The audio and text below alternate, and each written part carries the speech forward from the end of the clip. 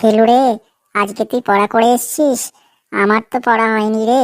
কালকে আমার ছোট ভাই এত বদমাইশি করছিল যে মা আমাকে ভাইকে দেখার জন্য সারাদিন রেখে দিল। আমার একটুও পড়া হয়নি রে। হ্যাঁ রে ঘেটু, আমারও পড়া হয়নি রে। আমাকে তো বাবা বাজার করতে পাঠিয়ে দিয়েছিল, বাবার পায়ে ফোড়া হয়েছে, তাই বাজার করতে গিয়ে আমি পা পিছলে আমার পাটা মচকে গেল, তাই পড়া হয়নি রে ভাই। আমাদের ক্লাসে তো একজনই রোজ পড়া করে আসে, সে হলো হাবলু। আমারও পড়া হয়নি। আমার মাথায় এত উকুন হয়েছিল, মা উকুন বেছে বেছে দিচ্ছিল, তাই আমার এত কালকে পড়া হয়নি। আর আমারে তো জানিস, গুল মাইরা বেড়াই, গুল মারতে বাহির হইয়াছিলাম, গুল মাইরা মাইরা সারাদিন কাইটা গেল, তাই পড়া হয় নাই। বাবা একখান স্যালাকাট ভেঙেছে পিঠে বাড়ি ফেরার পর। এই তোরা সব চুপ কর, স্যার আসছে, স্যার আসছে, সাবধান হয়ে যা। স্যার যেরকম বলবে সেমনটা উত্তর দিবি, না হইলে চেলাকাট স্যার ভাঙবে আমাদের পিঠে এখন। বাচ্চারা, তোমরা সবাই ভালো আছো? পড়া করে এসছো নিশ্চয়ই। আজ তোমাদের নতুন কিছু প্রশ্ন ধরবো, তোমরা সবাই ঠিকঠাক করে উত্তর দেবে, না হলে কিন্তু পিঠের ছাল থেকে চামড়া আলাদা করে দেবো। ফেলুরে, আজকে মনে হয় স্যারের মুডটা ভালো নেই। নিশ্চয়ই বাড়িতে বউয়ের সাথে কোনো ঝামেলা হয়েছিল, সেই রাগ আমাদের ওপর এখন ঝাড়বেক্ষণ। পিঠটা তৈরি করে নিয়ে বাড়িতে গিয়ে তেল মালিশ করতে হবে, আজ আর আস্ত থাকবে না। ঝন্টু, কিছু বললে? আমি মনে হয় কিছু শুনতে পারলাম। না স্যার, কিছু বলিনি। ও, ফেলুকে বলছিলাম পিঠে খুব ব্যথা তো, তাই বাড়িতে গিয়ে তেল মালিশ করব। বল ফেলু, তোকে দিয়েই আজকে শুরু করি। বল, বাংলায় কাল কত প্রকার? কাল? কাল স্যার, কাল তো 4 প্রকার হওয়া মনে হয়। কাল 4 প্রকার? এই পড়েছিস? আচ্ছা, বল দেখি কি রকম 4 প্রকার কাল? স্যার বলবো, গতকাল, সকাল, বিকাল, আগামীকাল, তবে এর বাইরেও আছে স্যার, সমকাল, মহাকাল। ফেলুরে, আজকে বোধহয় তোর পিঠে চালাকাট এখনই ভাঙবে স্যার। চালাকাট ভাঙবো কেন? আমি তো ঠিকই উত্তর দিছি। আমি তো কাল জিজ্ঞেস করছে, কালেরই উত্তর দিছি। আমি যেইটা জানি সেইটারই না উত্তর দিব। ফেলু, তুই 3 বছর ধরে একই ক্লাসে আসিস, আর তোরে এই ক্লাসে দেখতে চাই না। এইবার ভালো করে পড়াশোনা করে সামনের ক্লাসে না উঠলে তোকে এই স্কুল থেকে রাশ টিকেট করে দেবো কিন্তু। এই রে, স্যার যে কেন খাইপা গেল আমার উত্তর শুনে, আমি তো বুঝতেই পারলাম না। ফেলুরে, তুই যদি ভুলভাল উত্তর দিস, স্যার তো রাখবেই রে। তুই তো একদিনও ঠিকঠাক উত্তর দিস না, আর জোর করে যে উত্তর দিস সেটাকেই সঠিক প্রমাণ করার চেষ্টা করিস। আচ্ছা পটলা, তুই একটা ইতিহাসের প্রশ্নের উত্তর দে দেখি।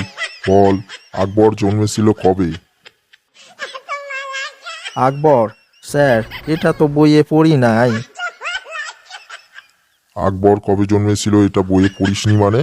বইয়ে তো লেখা রয়েছে। আকবরের নামের পাশে লেখা আছে 1542 থেকে 1605। তুই এটা কি দেখিসনি বই পড়ার সময়, নাকি ইতিহাস বই খুলেই বসিস না? ও স্যার, ওটা জন্ম মৃত্যুর তারিখ হয় নাকি আকবরের? আমি তো মাথার মধ্যেই ছিল না। আমি তো ভেবেছিলাম ওটা আকবরের ফোন নাম্বার। তাই তো বলি, এতবার ট্রাই করলাম, রং নাম্বার বলে কেন? পেছি, এবার তুই বল, 10টা রাসায়নিক দ্রব্যের নাম বল। স্যার, এ তো খুবই সোজা। আমি এক্ষুনি বলে দিচ্ছি। 10টা রাসায়নিক দ্রব্যের নাম হলো chlorine, fluorine, bromine, iodine, Naorin, Jerin, Jasmin, Orbin, Yasmin, Nasrin. হলো স্যার? প্রথম কয়েকটা ঠিক বলেছিস, কিন্তু পরেরগুলো কি? এগুলো তো নাম নয়। হাবলু, এবার বলতো, ভারত, বাংলাদেশ এই দেশগুলি কোন জলবায়ুর অন্তর্ভুক্ত? তুই তো রোজ পড়া করে আসিস, তোর কাছ থেকে উল্টো পাল্টা ভুলভাল উত্তর আশা করি না। স্যার, বাংলাদেশের জলবায়ু তো মৌসুমী জলবায়ুর দেশ। এখন ভারতের জলবায়ু মৌসুমী জলবায়ু হবে, কারণ বাংলাদেশ ও ভারত আগে একই দেশ ছিল। বাহ বাহ, খুব সুন্দর উত্তর দিয়েছিস হাবলু। তুই এমনই পড়াশোনা চালিয়ে যা। এই সব ফেলটুদের পাল্লায় পড়ে তুই তোর কেরিয়ার নষ্ট করিস না। তুই ভালো ছেলে হবি, একদিন নাম উজ্জ্বল করবি, আমাদের স্কুলের নাম উজ্জ্বল করবি। হ্যাঁ রে হাবলু, এমন উজ্জ্বল হবি যে সেই আলোর তলায় আর পাঁচটা ছেলে পেলে পড়তে পাবে। তাদের কারেন্টের বিল খরচা হবে না, দিনে সূর্যের আলো খরচা হবে না। চালিয়ে যা হাবলু, চালিয়ে যা। ঘেটু, তুই কিছু বললি? আমি মনে হয় কিছু শুনতে পেলাম, তুই বিড়বিড় করছিলি। না, ও কিছু না স্যার, আমি বলছিলাম উজ্জ্বল হলে তো ভালোই। উজ্জ্বল হলে আরো 5 জন তার আলোর নিচে এসে পড়তে পারবো, কারেন্টের বিল খরচা হইব না। তোদের সব কথাতেই খালি ছেকড়ামো আর ছেলেমো। বস, ওরা করে আসিস না আবার ছেকড়ামো। ফেলু, তুই একখান উত্তর দে তো। শেষ প্রশ্ন তোকে করছি, করতে পারলে বলতে পারলে তোকে মনে করব তুই আজকাল পড়াশোনা শুরু করেছিস। ধরেন স্যার ধরেন, আপনি যে প্রশ্নই করবেন আমি সেই প্রশ্নেরই উত্তর দিয়া দিমু, ভালো করিয়া দিমু, সঠিক কইরা দিমু। মনে কর সমুদ্রের মাঝখানে একটা আপেল গাছ আছে, সেখান থেকে আপেল ছিঁড়বি কিভাবে? স্যার এ তো খুব সোজা প্রশ্ন। পাখি হয়ে উড়ে যাব, তারপর আপেল ছিঁড়ে নিয়ে আসবক্ষণ আর আপনার হাতে দিয়া দিব। হারামজাদা, জলজান্ত একটা মানুষকে পাখি তোর বাপে বানাবে? স্যার সমুদ্রের মাঝখানে আপেল চাষ আপনার কোন বাপে করবে যে ওইখানে সমুদ্রের মাঝখানে গিয়া আমি পাখি হইয়া আপেল নিয়ে আসমু? আপনি প্রশ্নটা ঠিক কইরা করেন, তাহলে উত্তরটা ঠিক কইরা পাবেন। প্রশ্ন যদি আপনি ভুলভাল করেন তাহলে উত্তরও তো টেরাবাঁকা পাইবেন। যেমন ওল তেমন বাঘাতে তুল, কথাটা তো শুনিয়াছেন স্যার? বস বস, আর কইতে হইবে না। তোদের প্রশ্নের জ্বালায় আর উত্তর শুইনা শুইনা আমার মাথা গুইরা গেল। আমি এখন আসি, তোদের পরের ম্যাডাম ইংরেজি ক্লাস নিতে আইব।